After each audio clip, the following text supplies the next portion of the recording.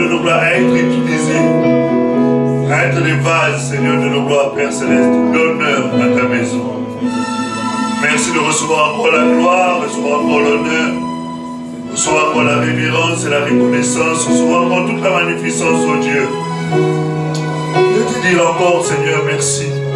Merci pour ces quelques paroles que tu vas mettre encore sur nos lèvres, Seigneur Dieu de gloire, que tu vas oindre de ton esprit, afin que cela crée de nouvelles terres de nouveaux cieux. Tu nous avais dit de travailler de telle sorte que ta vie soit dans le cœur de ton peuple. Merci de faire ces choses, oh Dieu. Ça n'a jamais été par la force de l'homme, et par les capacités humaines. Alléluia. Merci Seigneur.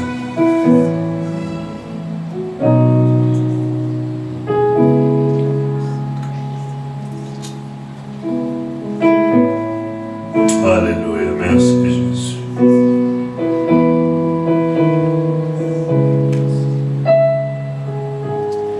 Je t'invite à t'installer dans la présence du Seigneur. Alléluia. Merci. Merci Jésus. Nous sommes toujours en train de nous encourager sur l'extension de nos limites. Et nous sommes dans le deuxième livre de Rois au chapitre 6. Verset 1 jusqu'au verset 7. On va nous en faire encore la lecture par la grâce de Dieu.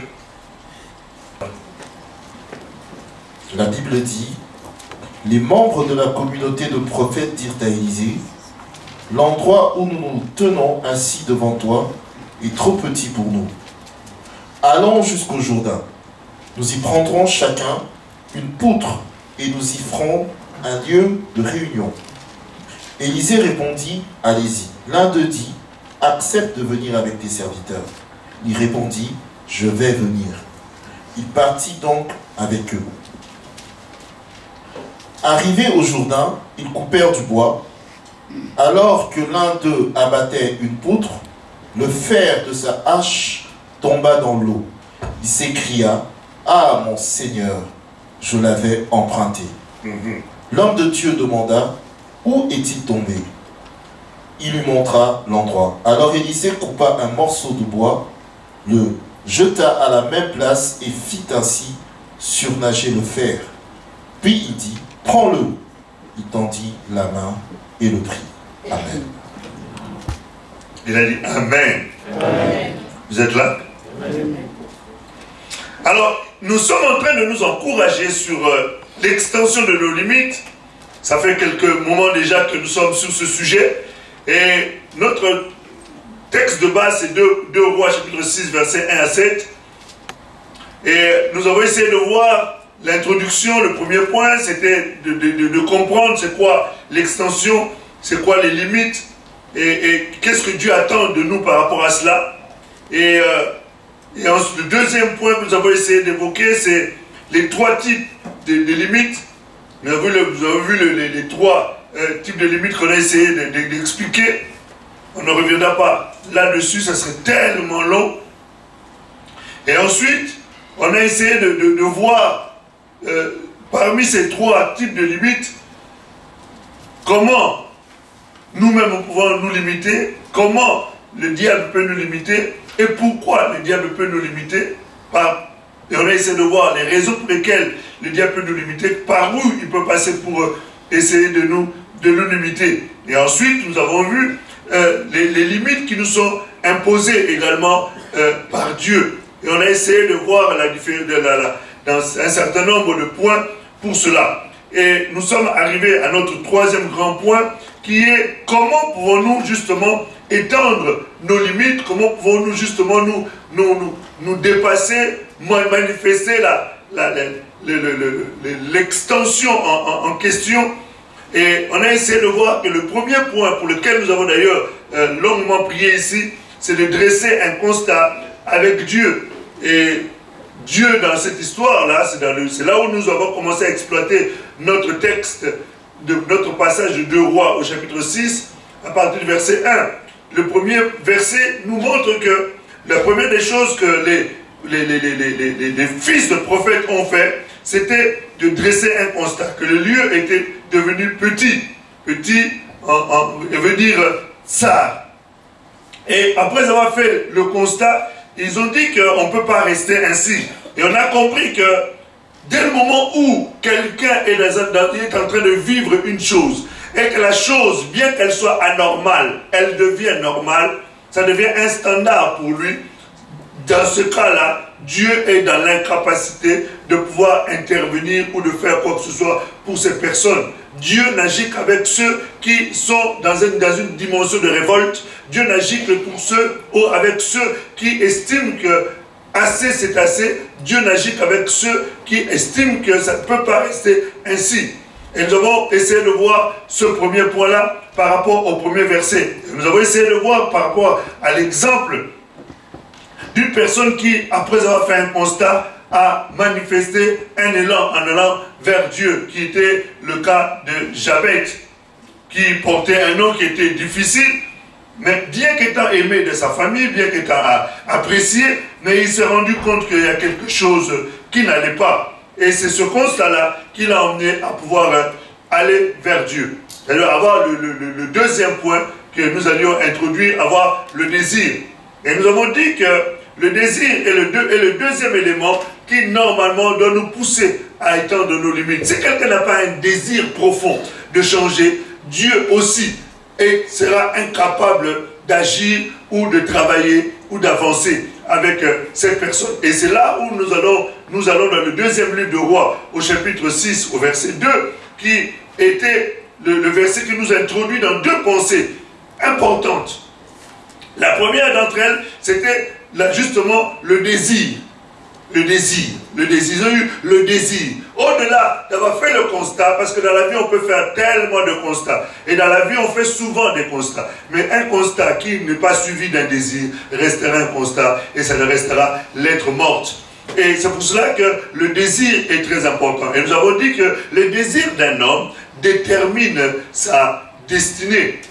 Et quand ils ont fait ce constat, et ils ont eu le désir, ils ne se sont pas arrêtés là. On a vu dans la Bible, dans le livre d'Exode, au chapitre 14, chapitre 14, du verset 9 jusqu'au verset 13, nous avons vu l'exemple de Caleb, qui était âgé déjà de 85 ans.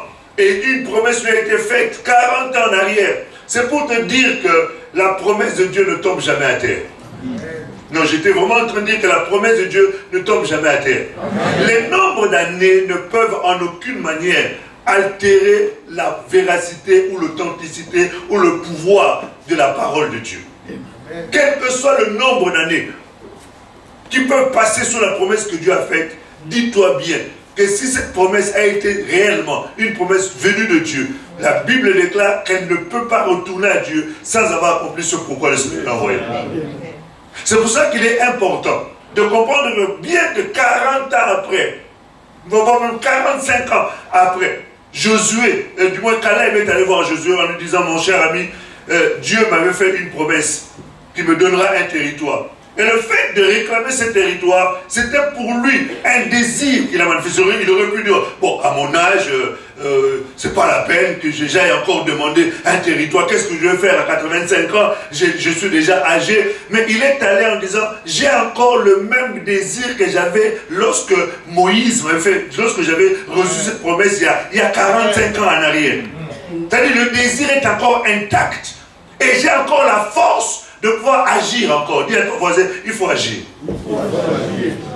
Voyez-vous, c'est ce que Josué, du moins Caleb, a manifesté. Il a manifesté un désir ardent, un désir fort. Et David a dit, dans les psalmistes, on nous montre, le psalmiste dit: j'ai soif, j'ai soif. J'ai soif du Dieu vivant, j'ai soif. Et cette soif-là doit être en nous. La Bible dit: nous avons soupiré comme soupire une biche auprès du torrent d'eau. C'est-à-dire une soif ardente qui a besoin d'être étanchée. Et tant que cette soif n'est pas étanchée, tu ne dors pas, tu n'es pas tranquille, tu ne restes pas, tu n'es pas oisif. tu es obligé quelque part de voir la chose se réaliser. Et c'est ce que Josué avait, dans Caleb du moins, avait ce désir d'entrer en possession du territoire que l'Éternel lui avait promis. Et c'est ce que les fils de prophètes ont fait. Ils avaient ce désir. Et au-delà de ce désir-là, ils ont fait aussi le hiké. Ça, c'est notre troisième point. C'est que avoir un désir, c'est bien, mais il faut ensuite entreprendre. J'ai fait un constat, ok, c'est très bien. Je le désire, c'est excellent. Mais après, vous savez, il y a beaucoup de gens qui sont morts avec des constats et les désirs.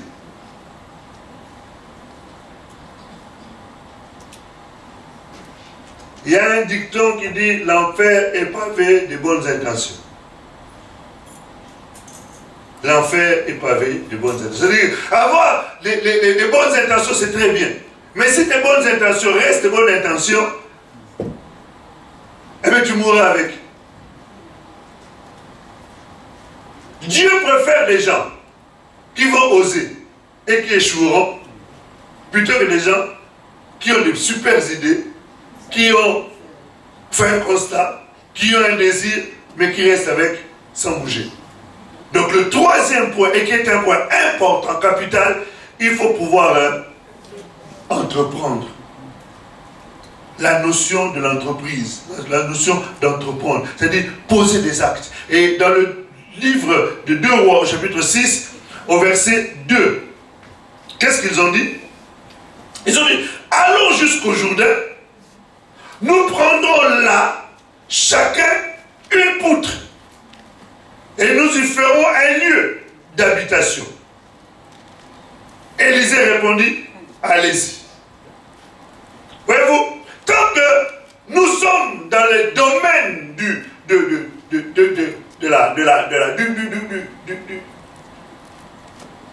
du désir, j'insiste là-dessus. J'insiste beaucoup. Parce que je me rends compte que beaucoup de gens sont des rêveurs. Nous avons beaucoup trop de rêveurs.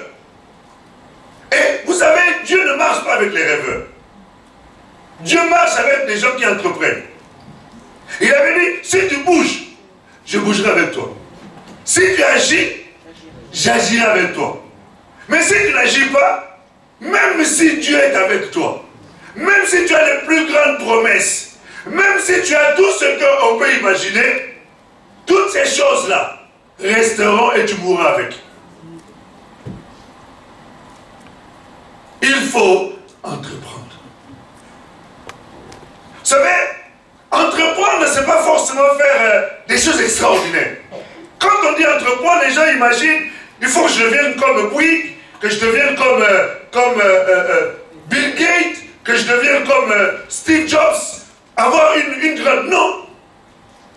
Vous savez, ça peut commencer par un rien. Quelque chose qui semble insignifiant. Quelque chose qui semble inutile. Mais c'est avec ce petit peu-là que le Seigneur va commencer. Amen. Je constate, et malheureusement, les gens de ce monde sont beaucoup plus entreprenants que les chrétiens. Et pourtant, ils entreprennent seuls, avec leur propre force. Mais nous avons non seulement la force, mais nous avons également le Seigneur. Mais force est de constater, même ce Seigneur-là est là, tant que nous n'agissons pas, le Seigneur n'agira pas. Ils disaient Alléluia. Regarde, ils étaient dans la barque.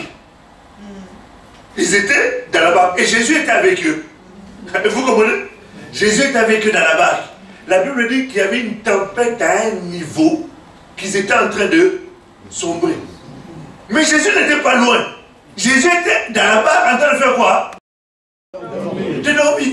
Et vous savez qu'il y a beaucoup de gens dans la vie desquels Jésus est en train de dormir. Jésus dort, alors il dort, au point où il y avait une forte tempête, Jésus dormait et il dormait profondément. C'est-à-dire, j'imagine un peu la scène, c'est qu'il devait avoir un coussin, certainement à ce moment-là, il devait avoir une couette parce qu'il devait certainement faire un peu frais.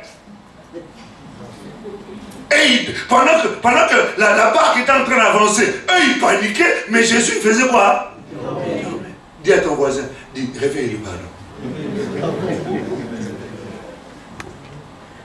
Jésus est en train de dormir paisiblement pendant que ces gens étaient en train de dormir. Il a fallu qu'à un moment donné, je dis, hey, mon gars, si à ce rythme-là, on va souffrir, on risque de souffrir. Seigneur! C'est à ce moment-là que Jésus s'est réveillé. Donc je disais alléluia. C'est-à-dire, il faut réveiller le Jésus qui est en toi. Amen. Il ne demande qu'à agir, il ne demande qu'à t'accompagner, il ne demande qu'à mettre un terme à ces vents qui sont en train de souffler. Mais il faut les réveiller.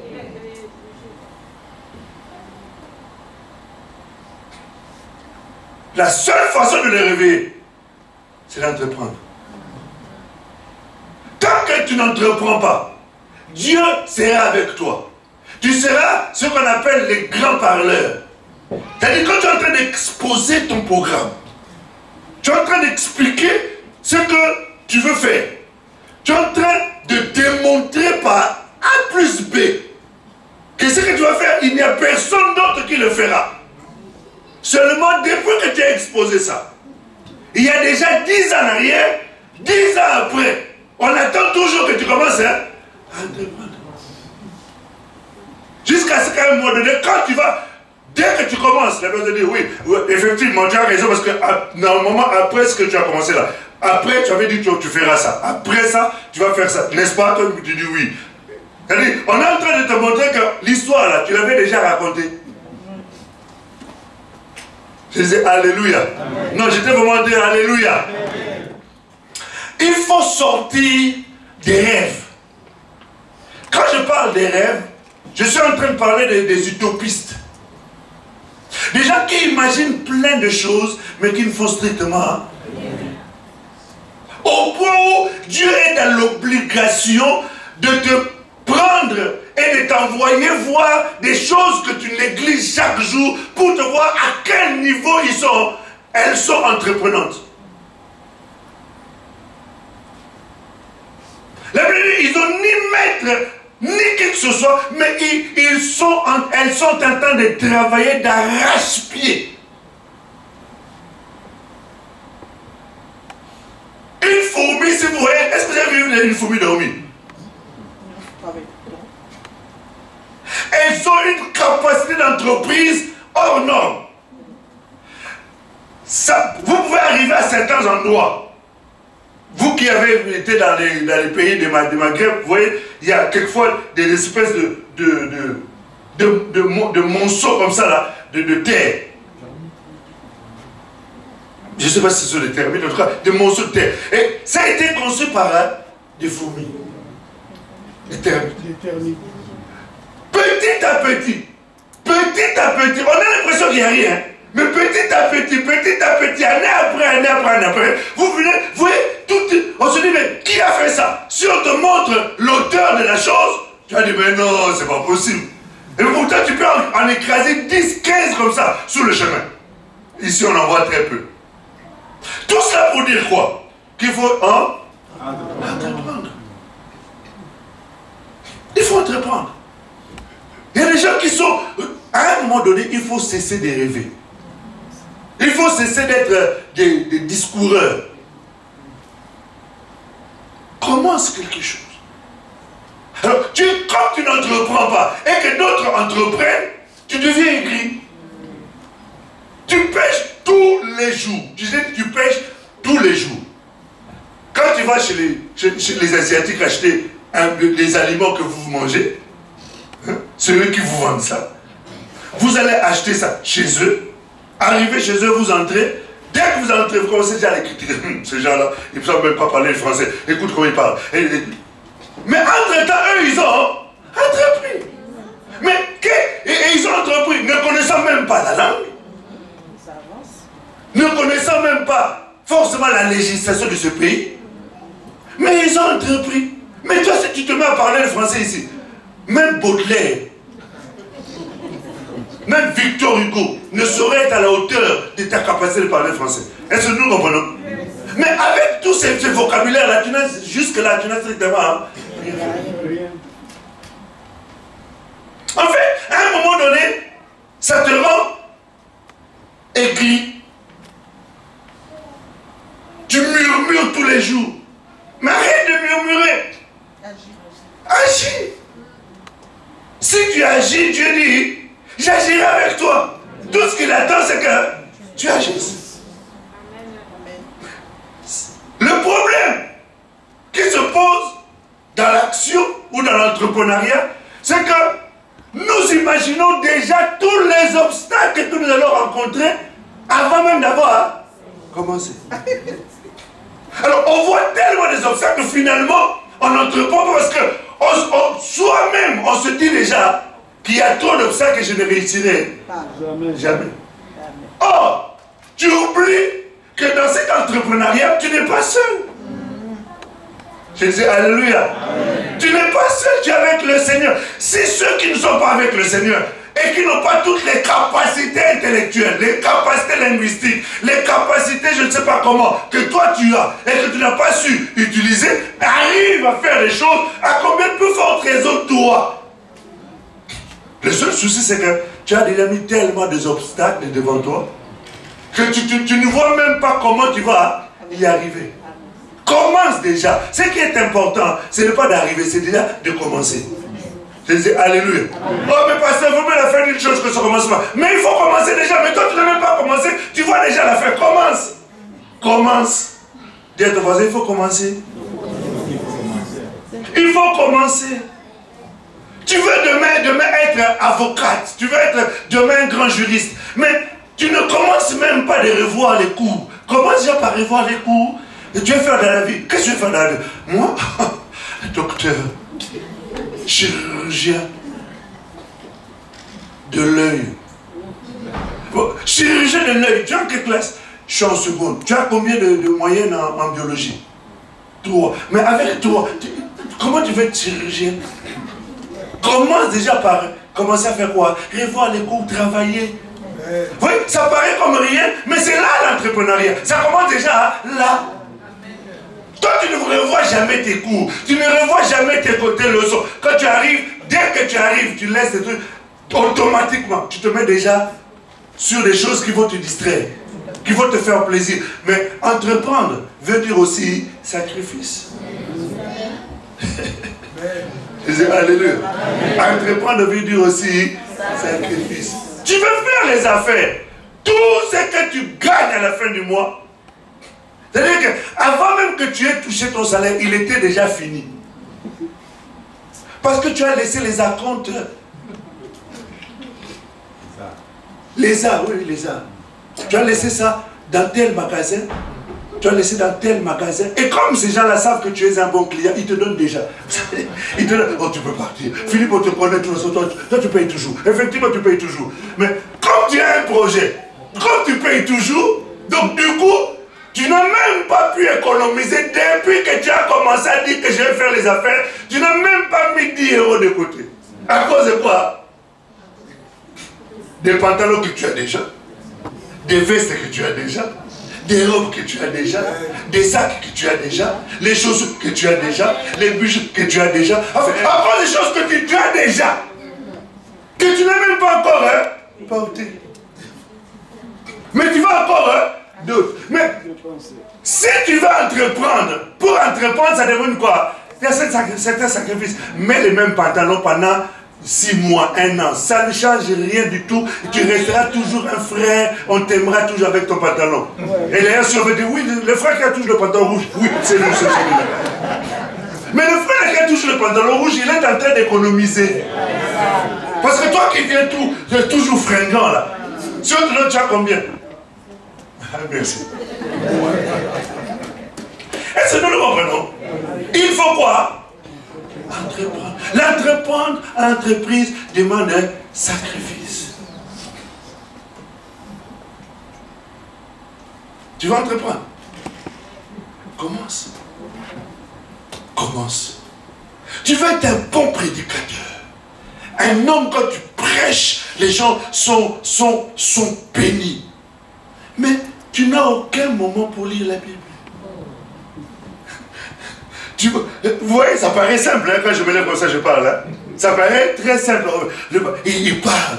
Mais ça demande du travail. Ça demande la lecture. Ça demande des recherches. Ça demande les prières. C'est pas simple comme ça. C'est pas je me lève pas comme ça, ou je vais sur Internet, je frappe et puis je reprime. Je peux le faire aussi. Je peux le faire. Mais je sais que ce que je vous donne, vous avez aussi la capacité de lire ça vous-même. Mais il faut que je fasse des recherches pour que ce que je vais apporter, ça t'apporte un petit plus. Je disais Alléluia. Amen. Non, je disais vraiment Alléluia. Mais toi, tu rêves d'être un prédicateur. Ah, il faudrait que je prêche comme le frère Richard. Non, il faut que je prêche. Mais est-ce que vous savez combien d'heures il lit la Bible? Combien d'heures il lit la Bible? Combien d'heures il passe à genoux? Toi, tu veux que quand tu touches, avant que tu aies touché, quand tu lèves la main comme ça, les gens tombent eux-mêmes. Mais tout ça là, frère, ça ne vient pas tout seul. Il faut entreprendre. Entreprendre quoi? À genoux. Je disais Alléluia. Tu vas faire peut-être 1 mois. Tu touches et rien. Tu as l'impression qu'il n'y a rien. Non, il y a quelque chose déjà. Mais ça n'a pas encore atteint le niveau où que toi tu désires. Va encore. 2 mois. 3 mois, 4 mois, 5 mois, 6 mois, jusqu'à ce qu'un jour, toi-même tu es surpris. Tu ne désirais pas ça, mais ça s'est fait malgré toi. Pourquoi? Parce que tu avais déjà commencé à entreprendre. Tu disais Alléluia. Amen. Non, je te dis Alléluia. Amen. Non, j'ai vraiment été en train de dire Alléluia. Amen. Entreprendre, ce n'est pas de la blague. Ce n'est pas de la blague. Ça demande effectivement le sacrifice. Mais quand tu veux manger le fruit, sans sacrifice. Écoute ce que disent les Écritures. Dans le livre de Jacques, la Bible dit ceci. La Bible dit, regardez le laboureur. Le laboureur. Et qu'est-ce qu'il fait le laboureur? Il est... Jacques combien? 5 verset 5. Merci beaucoup. Tu peux nous faire la lecture, s'il te plaît? Écoute un peu ce que disent les Écritures. Soyez donc patients, frères et sœurs, jusqu'au retour du Seigneur. Voyez le cultivateur, il attend le précieux fruit de la terre en faisant preuve de patience envers lui, jusqu'à ce qu'il ait reçu les premières et les dernières pluies. Alléluia. Amen. On est, voyez qui? Le laboureur ou le cultivateur. Il y a un élément qui l'accompagne, c'est qu'il a déjà entrepris. Mais une entreprise, c'est pas du jour au lendemain qu'on recueille quoi? Le fruit. Ça demande quoi de là? Du travail. Ça demande de la patience, du travail. Ah, mais j'ai déjà essayé. Ça n'a pas marché. Mais non, tu as essayé pendant combien de temps? La patience du laboureur dépend de ce qu'il est en train de cultiver. Un laboureur qui cultive les cacao n'est pas le même que celui qui cultive les maïs ou les arachides. Peu importe la semence. Selon l'entreprise que tu veux faire, selon là où tu veux aller, selon le point que tu vas atteindre, ça demande aussi en conséquence une certaine forme de patience. Les choses qui nous manquent, c'est que nous voulons, on nous a tellement cultivés dans cette société dans laquelle nous sommes, la société micro-ondes. Société micro-ondes. C'est-à-dire, c'est du tac au tac, je fais ça, tac, et ça doit produire tac. Non! En Christ, ce n'est pas toujours comme ça. Je disais Alléluia. Parce que le temps de la patience te prépare aussi à la moisson. Parce que quand tu arriveras à cet endroit-là, si on ne t'a pas préparé, le problème c'est que tu vas obtenir peut-être la chose, mais ça va devenir une destruction pour toi. Or, le temps de la patience, c'est aussi le temps de la maturation de ta personne, pour que la bénédiction ne vienne pas te détruire, mais qu'elle puisse quoi? t'enrichir. Je disais Alléluia. Non, j'étais vraiment en train de dire Alléluia. Entreprendre, c'est bien. C'est vraiment quelque chose de très bien. Mais ça demande un certain nombre de points, de choses qu'il faut mettre à côté. Qui a déjà commencé à entreprendre? Et qui a abandonné juste au bout d'un an parce qu'il estime que oh non, ça ne marche pas. C'est pas la peine, laisse tomber. Il y a un petit jeune homme ici à l'église. Il ne paye pas de mine. Quand tu le vois, tu ne peux pas imaginer que ce petit-là peut avoir tout ce qu'il a là. Si vous le regardez, là, il a à peine 22 ans, même pas 23 ans. Mais c'est quelqu'un qui me parle. Il est venu un jour me voir, il a dit, pasteur, moi, à 30 ans, à 35 ans, il faut que j'arrête de travailler. Je dis, ah bon? Il dit, oui, il faut que j'arrête de travailler. Je dis, comment? Il m'a dit, il faut que je suis en train de mettre des choses en place. Je dis, bon. Un an après, il vient me dire, pasteur, j'ai commencé. 6 mois après, il dit, pasteur, j'ai avancé. Donc je crois vraiment qu'à 30 ans, ce garçon-là, il va arrêter de travailler. Je disais, Alléluia. Amen. Voilà quelqu'un qui n'est pas un discoureur. Il a fait un constat de sa vie. Il s'est dit, non, moi je ne peux pas aller jusqu'à cet âge-là, être derrière les gens. Il a un fort désir, c'est bien. Maintenant, il a commencé aussi à entreprendre. Quel est le désir que tu as? Quelles sont les limites que tu veux repousser? Comment? Quelles sont les limites que tu veux repousser? Quelles sont les limites? L'apôtre Paul est en train de parler à Timothée. Il dit, Timothée, il faudrait que tu puisses repousser les limites. Que tu puisses être quelqu'un qui doit évoluer, avancer. Et que cela soit évident aux yeux de tous. Mais il lui donne un conseil. On l'avait lu au verset 15. Mais pour le verset 15, au verset 13 et 14, il est en train de donner un conseil. Écoute un peu, 1 Timothée chapitre 4. Est-ce que nous sommes toujours ensemble? Vous savez, bien aimé, la vie chrétienne est réservée aux violents. La vie chrétienne est réservée aux violents. C'est-à-dire que ce sont les violents qui s'emparent des choses de Dieu. Ce ne sont pas les rêveurs, les gens qui parlent beaucoup et qui n'évoluent jamais. Et c'est pour cela que dans les églises, on se retrouve quelquefois à avoir des églises entre guillemets pauvres. Pauvres financièrement. Non pas qu'on a, Dieu ne soit pas riche, mais nous n'avons pas la capacité d'entreprendre. Aussi nous commençons à entreprendre, Dieu va être avec toi. Ceux qui ont entrepris, qui ont réussi, n'ont pas 4 bras, frère. Ils n'ont pas 3 têtes. Ils n'ont pas 5 jambes. Ils sont comme toi et moi. Vous savez, dans la Bible, on nous parle dans la Bible, on nous parle d'Élie. On nous dit, Élie était un homme de la même... Pardon? Non, je n'ai pas entendu. Il était de la même quoi? Non, je n'ai pas bien saisi. Alors, si Élie était un homme de la même nature que nous, en fait, on est en train de nous dire ceci.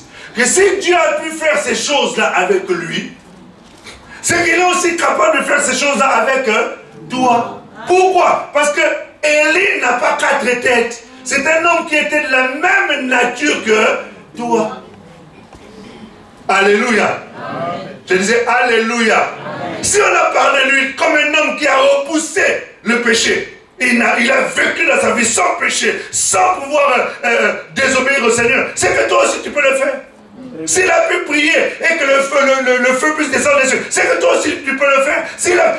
On nous montre qu'il est la même nature que nous. Alléluia. C'est que la seule différence, c'est que lui, il avait entrepris. La particularité de la vie d'Élie, c'est que c'est un homme qui aimait prier.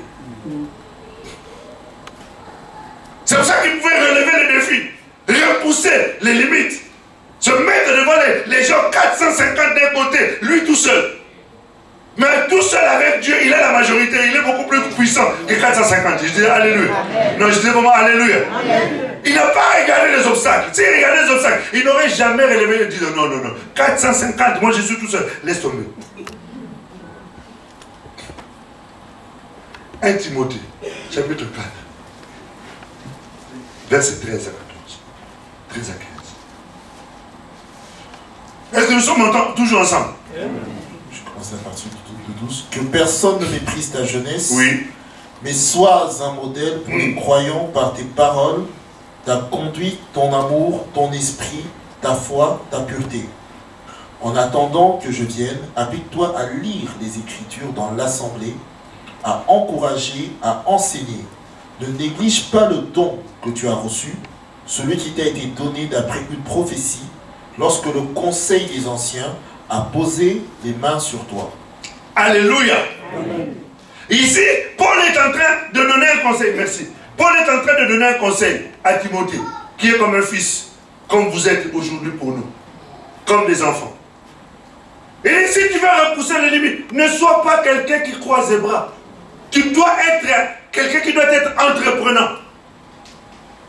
Et cette entreprise que je te demande de faire, c'est de commencer à être un modèle. Fais ces choses-là.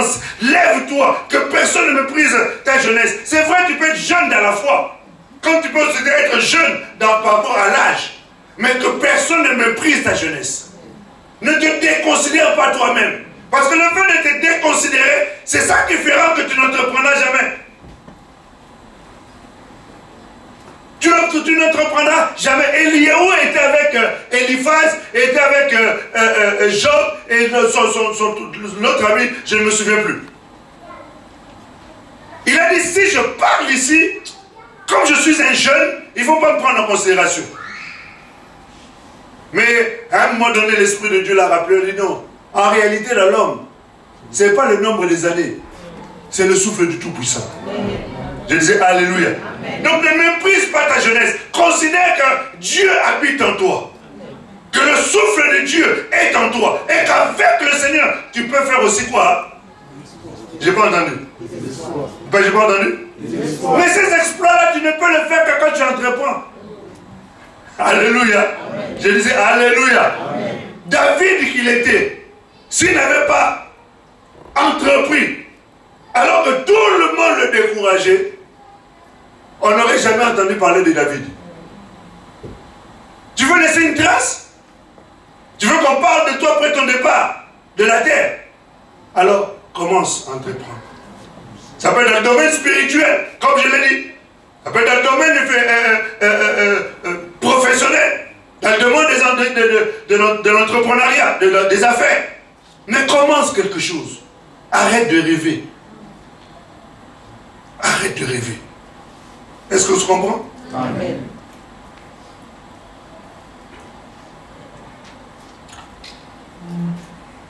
On va continuer. On va continuer ces choses. Mais là où tu es déjà, si tu es quelqu'un qui est encore dans la phase des rêves, pince-toi toi-même. Dis réveille-toi. Il y a des gens qui ont des capacités ici. Mais pasteur, j'avais essayé, j'ai échoué. C'est pas grave. Tu as essayé, tu as échoué. Mais c'est parce que tu as essayé, tu as échoué qu'il ne faut pas que tu recommences encore. La Bible reconnaît là où tu es tombé. Relève-toi. Allez, continue encore. Reconnais. Bon, je suis tombé à cause de toi-même, tu sais. Je suis tombé à cause de ceci, ceci, ceci. Parce qu'on n'échoue jamais par hasard.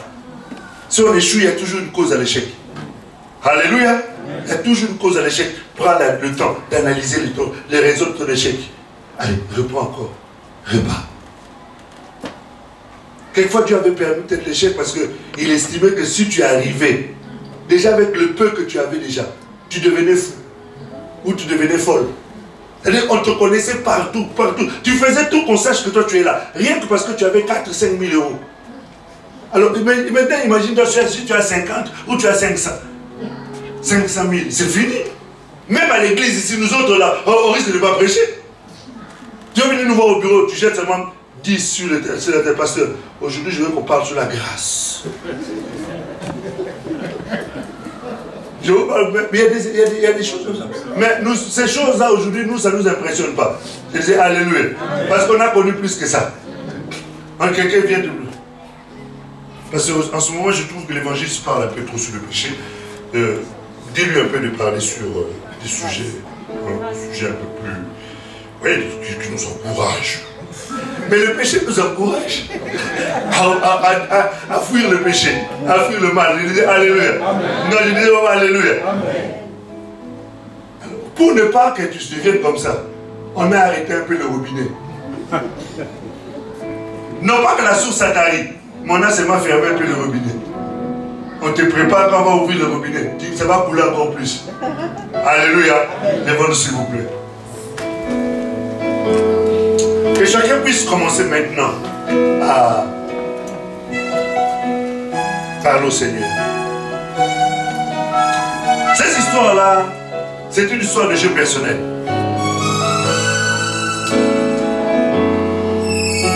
Tu t'es regardé dans le miroir, tu as vu l'état de ton visage, tu as vu l'état de ta situation. Et tu t'es rendu compte que jusque-là, toi, tu n'entreprends rien. Ou tu avais entrepris, mais tu t'es découragé. On verra encore d'autres points. Par la grâce de Dieu, dimanche. On va essayer de clôturer ce message. Mais bon. Que chacun lève sa voix. Expose-toi devant le Seigneur.